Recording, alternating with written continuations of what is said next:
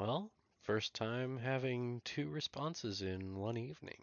I just got another call out today, and this one was for a potential heart attack on the side of the road.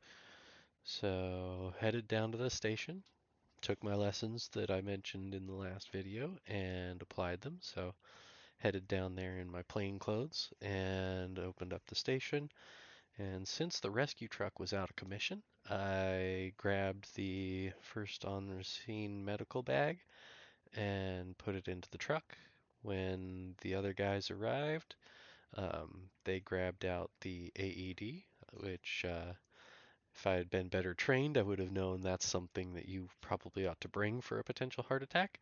But when they had mentioned that they need it, I wasn't entirely sure where on the truck it was by memory, so turns out it was in the exact same area as the medical bag that I had grabbed. So another lesson to remember for that one.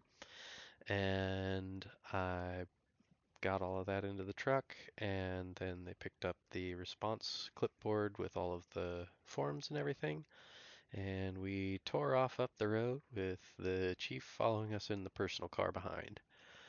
When we got on scene, the guy was definitely in distress. Um, So I picked up the medical bag and the AED and carried it over beside the vehicle. And about that time, North Star showed up, so it turned out we didn't need either of the bags that I had brought with us. So um, the main guy that was driving the brush truck told me to put it back into the vehicle, and so I took all that stuff back. And then at that stage, they started taking questions from him, finding out what his condition was, stuff like that. I could not hear anything being said. Uh, was on his phone in the car, but I couldn't pick up any of the audio from that either. North Star brought over their stretcher and got him all set up, and then they picked up his personal effects and put that in between his feet and loaded him up. And there wasn't enough room for me this time to observe inside of the uh, ambulance, so I stood outside while they took the necessary questions and vitals and things like that.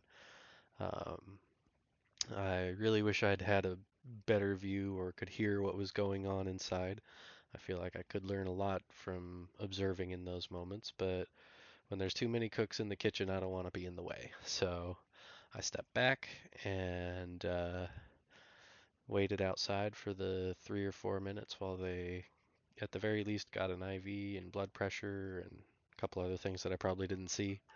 And then after that, I went ahead and loaded back up into the brush truck with them, and we went back to the station and reset. And I left the medical bag and AED inside the brush truck because as long as the rescue's out of commission, we're going to want those things handy. So kept that available, and yeah, definitely feeling the pressure to get my EMR certification as soon as possible. I felt like there was a lot that I could have done there that I didn't feel certified to do. And I'm pretty sure I could get in a lot of trouble for rendering care if I'm not certified, so I kind of had to stand by, and it's really hard to be an observer when you feel like somebody really needs your help. So it reinforces that sense of wanting to get that training as fast as possible, because it could have mattered to that guy tonight, but as it is, chalk it up to another small learning experience, and yeah, just kind of reinforces that need to go and upskill because I'm in a position where those skills are necessary at any given moment. Um, I was caught a little bit off guard by the call tonight because I'd already had one today and it's been pretty quiet over here in El Paso, so that was a different pace than I was expecting. But the emergency waits for no one. And so there you go. Another day down, and hope you guys don't mind two uploads in one day. The other one had just about finished whenever I got this call, so uh, there you have it.